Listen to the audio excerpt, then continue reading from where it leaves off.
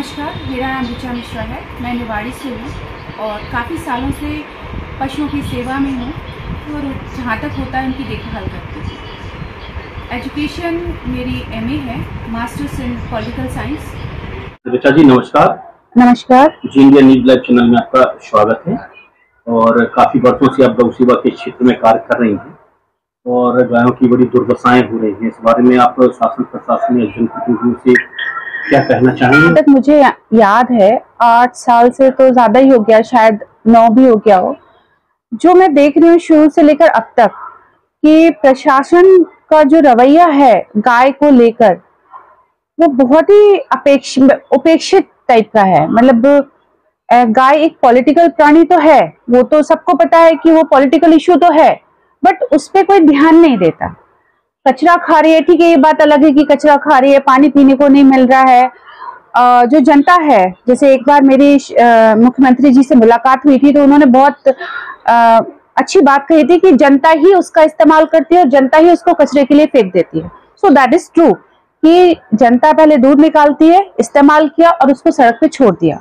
लेकिन सड़क पे जो भीड़ बढ़ रही है, एक्सीडेंट्स होते हैं, बीमार पड़ती है या सर्दी का मौसम झेलती है, बारिश झेलती है, उसमें जो ओनर है एक्चुअली वो अपनी गाय या बछड़ा या बछिया लेने नहीं आता, वो वहीं पड़ा रहता है और एक्सीडेंट के बाद तो वो उसका होता ही नहीं, वो फिर मेरा हो जाता है। गवर्नमेंट हॉस्पिटल्स की बात करते हैं, वेटनरी हॉस्पिटल की बात करते हैं, उनको सैलरी मिलती ही पशुओं के इलाज के लिए है।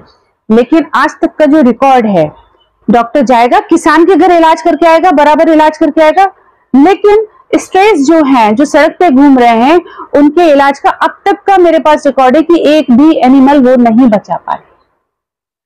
उसमें भी कमी क्या दिखाई देती है? सबसे पहले वो टेम्परेचर नहीं लेंगे, कुछ भी आपको जो पब्लिक खड़ी है या जो जिसने बुलाया है, अब उसको तो नहीं पता, बिकॉज ही और she is not a doctor.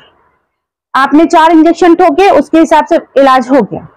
अब वो कुछ भी व्यवस्था करे वो बात की बात है, लेकिन आपने टेम्परेचर क्यों नहीं लिया? लो होगा, आप क्या इंजेक्शन लगा कर गए उसको नहीं पता, लो होगा तब भी वो मरेगा, हाई होगा तब भी मरेगा। अभी रिसेंट में भी यही हुआ है। खैर मैं किसी का नाम नहीं लूंगी, लेकिन हाँ, मेरे हिसाब से वेटनरी हॉस्पिटल्स में, निवाड़ी वेटनरी हॉस्पिटल में हर डॉक्टर को एक अच्छी ट्रेनिंग की जरूरत है। अभी जो भी वहां मौजूद हो मुझे नहीं पता, लेकिन उनको ट्रेनिंग की जरूरत है। इनफैक्ट मैंने तो सुना है कुछ के पास तो शायद डिग्री ही नहीं है। अपार्ट फ्रॉम दैट, और जो सरकार ने एक सेवा शुरू करी है 1962, that is good for nothing. आप कभी भी फोन लगाकर देख लीजिए, वो आपको यही बोलेंगे हम यहाँ नहीं आ सकते, आप बोलेंगे हम शहरी क्षेत्र से हैं, वो वहां नहीं आ सकते, आप बोलेंगे हम ग्रामीण क्षेत्र से हैं, वो वहां नहीं आ सकते। आपको वो मतलब भटकाते रहेंगे, आएंगे नहीं। और ऐसा नहीं कि मैं ये अकेली बोल रही हूँ, आपको ऐसे 50 लोग बोलते मिल जाएंगे कि they are good for nothing. जैसे भी सर्दी आने वाली है, बहुत ही खतरनाक मौसम होता है ये, कम से कम छोटे बच्चों के लिए बहुत ही खतरनाक होता है। गौशाला बनी हुई है, जैसा मुझे पता है, घुआ रोड पे गौशाला बनी है, उसमें उसको खाली कराया जाए। बीमार जानवरों को वहां रहने की व्यवस्था होनी चाहिए। भूसे का इंतजाम है तो जो पब्लिक से निकल कर आते हैं, जैसे काफी लोग हैं, पिछले सर्दियों में आप लोगों ने भी बहुत हेल्प करी थी, इस बात को डिनाई नहीं किया जा सकता। तो आप जैसे लोग बाहर निकल कर आते हैं, ऐसा नहीं लोग आते नहीं है, ठीक है, जैसे आपके पास समय नहीं है लेकिन आप हेल्प करेंगे।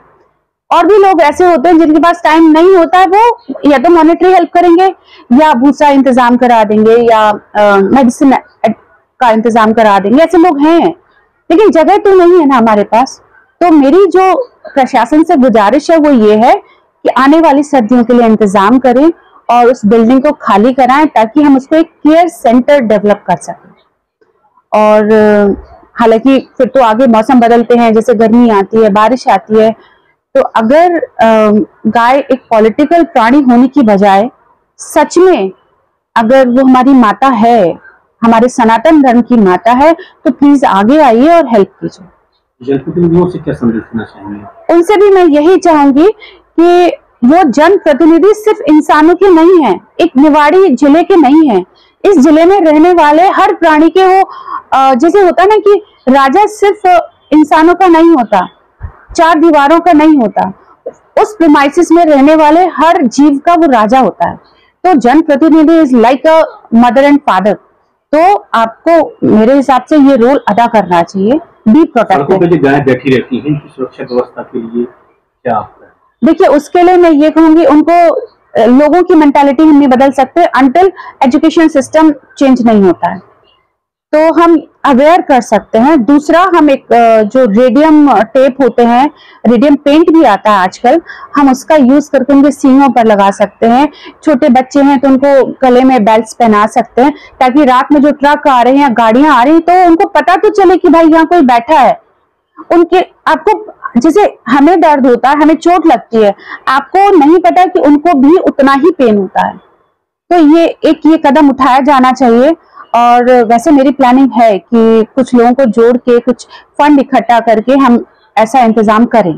तो मैं अपने लेवल पे कितना कर पाऊंगी, आप सोचिए। चुनावी समय है, आप क्या संदेश देना चाहेंगी तो सेवकों के लिए जो पूरे क्षेत्र में गौ सेवा के नाम पर गायों पर राजनीति चल रही है, क्या आपका और इस बारे में कहें? वो तो मैं ये कहूंगी कि एक बंडल चारा डाल के 100 लोग फोटो ना खिंचवाएं प्लीज, क्योंकि इससे सिर्फ आप एक पब्लिसिटी करते हैं, नैतिक तौर पर आप कुछ नहीं करते। आपकी दिनचर्या क्या रहती है के लिए?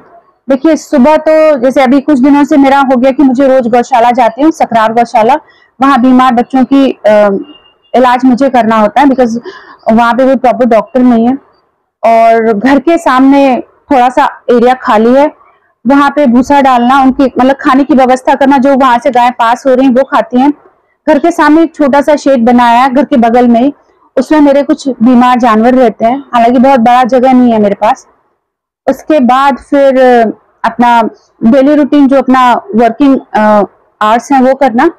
फिर मैं शाम को निकलती हूँ लगभग 3 बजे और चारा खरीदती हूँ, और कई सारे मैंने स्पॉट्स बना रखे हैं, जैसे रामलीला मैदान है, चौपाटी है, और मंडी में भी चारा डालती हूँ। उसके बाद मैं तिगला जाती हूँ, तिगला के बीच में जहां जहां मुझे झुंड दिखाई देता है कि हाँ 2 4 5 बच्चे हैं वहां पे, तो फिर मैं ड्रॉप करते हुए जाती हूँ चारा। और तिगला मंडी पे तो ऑफ कोर्स डालती हूँ। ये तो बहुत लंबा टाइम हो गया है, 6-7 साल तो मेरे ख्याल से हो गए आराम से। शासन से क्या मांग? मेरी तो जो इम्पोर्टेंट यही कि गौशाला जो बनी हुई है उसको चालू करवाएं, कुछ नहीं तो ज्यादा नहीं तो 100-200 बच्चे तो सुरक्षित होंगे। जो सड़कों पर इंसान भी मरता है, आपको क्या लगता है कि सिर्फ जानवरों को चोट लगती है? जो आके टकराया है उसको भी तो चोट लगी होगी, इंसान को भी लगेगी, जानवर को भी लगेगी। और आपके यहाँ व्यवस्थाएं है नहीं, आपने पॉलीक्लिनिक बनवा दिया, वो भी किसी काम का है नहीं। विधायक जी ने एक गाय को रखवाई थी, सैकड़ों डॉक्टर उसकी सेवा में लगे थे, उसके बाद कहानी खत्म। वो गाय तो खैर चली गई, लेकिन उसके बाद क्या किसी गाय का प्रॉपर ट्रीटमेंट हुआ है? नहीं हुआ। आज तक आप पूरे शहर में घूम लीजिए, जो स्ट्रे एनिमल है, गाय है या कुत्ते का, तो ये लोग करते ही नहीं है। जो स्ट्रे काउस का करते भी हैं, उनमें से आपको कोई भी जीवित, आप किसी से भी पूछ लीजिए, जिस पर इन्होंने हाथ रख दिया वो डेफिनेटली मर गया। और अगर मुझे नहीं पता मैं कहाँ तक लोगों तक पहुंच रही हूँ, मेरी आवाज कहाँ तक पहुंच रही है, लेकिन जहां तक भी पहुंच रही है, मेरी आप सबसे अपील है कि एक्चुअली एक नहीं 2 अपील है। पहला तो आप किसी गाय को घर में बांध लेते हैं, उसका दूध लेते हैं, अच्छी बात है, उसके बच्चे का जरूर ख्याल रखिए, और वो आपकी फैमिली मेंबर बन जाती है। जिस तरह आप आपकी माँ को सड़क पे नहीं छोड़ सकते, आपको उसको सड़क पे नहीं छोड़ना चाहिए। दूसरी चीज, मैंने अलग अलग ओकेजन्स पे देखा है कि जैसे लेडीज जल चढ़ाने जाती हैं नवरात्रों में, आप एटलीस्ट बीइंग अ वुमेन, आप एटलीस्ट इतना तो कर ही सकते हैं कि आप जब जा रहे हैं, अगर 10 औरतों ने भी मिलके 10 रुपए का चारा खरीदा तो एक बंडल पर हेड पर जाता है, उतने में काफी होता है। ये मेरी आप सबसे विनती है।